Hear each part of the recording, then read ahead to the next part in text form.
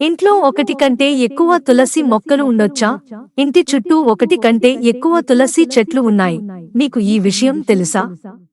లేకుంటే కొద్ది రోజుల్లోనే దుర్భర పరిస్థితి వస్తుంది. ఈ వాస్తు చిట్కాలను తప్పక తెలుసుకోండి.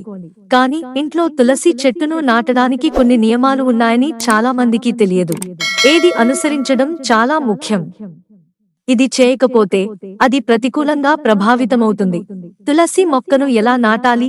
మీరు మీ ఇంటి బాల్కనీ లేదా ప్రాంగణంలో తులసి మొక్కను నాటవచ్చు. ఇంటికి తూర్పు లేదా ఈశాన్య దిశలో మాత్రమే తులిప్లను నాటండి. ఇది అత్యంత ప్రయోజనకరమైనది. తులిప్ మొక్కను ఎప్పుడూ శుభ్రంగా ఉంచుకోవాలి మరియు దాని చుట్టూ ఉన్న ప్రాంతం కూడా శుభ్రంగా ఉంచాలి. తులిప్ చెట్ల దగ్గర బూట్లు, చెప్పులు పెట్టకూడదు. మీరు తులసి మొక్క నుండి సానుకూల ఫలితాలను పొందాలనుకుంటే తులసి మొక్కను నేరుగా మట్టిలో నాటకండి. ఎల్లప్పుడూ ఒకే కంటైనర్లో తులిప్లను నాటండి. అలాగే తులిప్ మొక్క కింది నేలను తాకనివ్వవద్దు. ఇంట్లో ఒకటి కంటే ఎక్కువ రెట్లు ఎక్కువ తులసి మొక్కలు పెరుగుతాయి. అది మంచిదా చెడ్డదా? మనం ఇంట్లో ఒకటి కంటే ఎక్కువ తులిప్ మొక్కలను ఉంచుకోవచ్చా? ఇంట్లో ఒకటి కంటే ఎక్కువ తులసి చెట్లను ఉంచవచ్చు.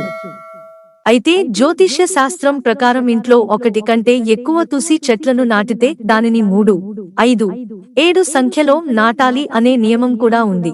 అంటే బేసి సంఖ్యలను శుభప్రదంగా పరిగణిస్తారు. అటువంటి పరిస్థితిలో ప్రతి తులిప్ మొక్కను జాగ్రత్తగా చూసుకోవాలి, లేకపోతే అది దెబ్బతింటుంది.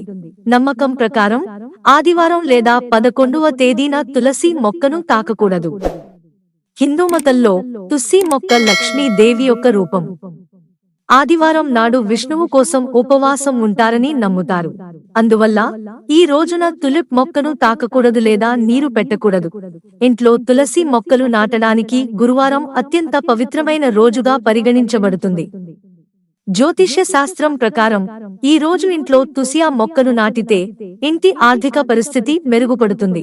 మిత్రులారా, ఛానల్ సబ్స్క్రైబ్ చేసుకోవడం మర్చిపోకండి. ధన్యవాదాలు.